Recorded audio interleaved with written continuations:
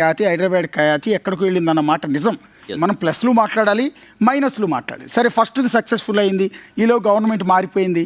ఈలోపే ఇక్కడ రోహిత్ రైజ్ చేసిన పాయింట్తో నేను ఏకీభవిస్తాను. ఫస్ట్ ఆఫ్ ఆల్ ఎందుకు అంటే, అసలు ఫస్ట్ ఆఫ్ ఆల్ ఈ కేసులో కోచింగ్ చేయాల్సింది కేటీఆర్ని, అప్పుడున్న మున్సిపల్ శాఖ మంత్రి కాబట్టి ఆయన్నో ఇంకొకరిలో కాదు. అసలు ఫస్ట్ స్పాన్సర్గా వచ్చి నెక్స్ట్ జెన్ కంపెనీ, ఏస్ నెక్స్ట్ జెన్ కంపెనీ అంటే గ్రీన్కో కంపెనీ, బహుశా గ్రీన్కో సునీల్ అనిల్ బ్రదర్స్ ఉంటారు, వీళ్ళందరూ ఉన్నారు, ఆ గ్రూప్కి సంబంధించిన కంపెనీ.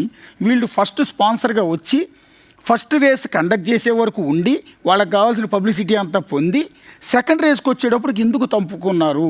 ఫస్ట్ ఆఫ్ ఆల్ వీళ్ళని కదా క్వశ్చన్ చేయాల్సింది. ఒకటి, అగ్రిమెంట్లో ఏమని రాసుకున్నారు? ఫార్ములా ఈ కార్ రేసులో స్పాన్సర్గా వచ్చిన వాళ్ళు అర్ధాంతరంగా తప్పుకోవచ్చు, ఎప్పుడు పడితే అప్పుడు నాకు కావాల్సిన పబ్లిసిటీ వచ్చేసినాక నేను వెళ్ళిపోవచ్చు అనేసి, వెళ్ళిపోయినా కూడా వాళ్ళ మీద ఏమి యాక్షన్ తీసుకోకుండా ఉండేటట్టు అగ్రిమెంట్ ఏమైనా రాశారా? ఫస్ట్ విచారణ చేస్తున్న టీం ఏమైనా ఇప్పటివరకు ఆ గ్రీన్కో కంపెనీని ఎందుకు ఎక్కడైనా ప్రశ్నించిందా?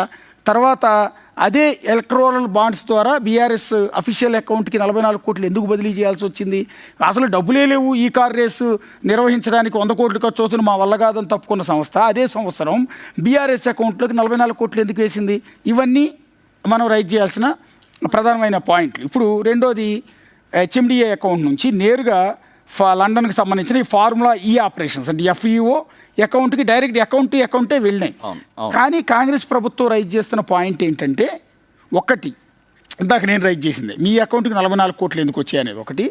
రెండోది, క్యాబినెట్ అప్రూవల్ లేదు కదా దీనికి అని. 55 కోట్ల రూపాయలు నువ్వు ట్రాన్స్ఫర్ చేసేటప్పుడు క్యాబినెట్ అప్రూవల్ లేకుండా కేటీఆర్ నిర్ణయంతో కేటీఆర్ చెప్పగానే హెచ్ఎండిఏ డైరెక్టర్లు, హెచ్ఎండిఏ వాళ్ళందరూ కూడా ఎట్లా బదిలీ చేస్తారు అనేది కాంగ్రెస్ అంటే అప్పటికే ఎలక్షన్ కోడ్ వచ్చింది. అప్పటికే 2023 ఎలక్షన్కి సంబంధించినటువంటి కోడ్ రావడంతో, ఆ కోడ్ వచ్చిన సమయంలోనే అప్పటిదాకా స్పాన్సర్గా ఉన్న సంస్థ తప్పుకోవడంతో, ఇందాక నేను చెప్పినట్టుగా ఎక్కడ హైదరాబాద్ బ్రాండ్ ఇమేజ్ దెబ్బతింటుందో అని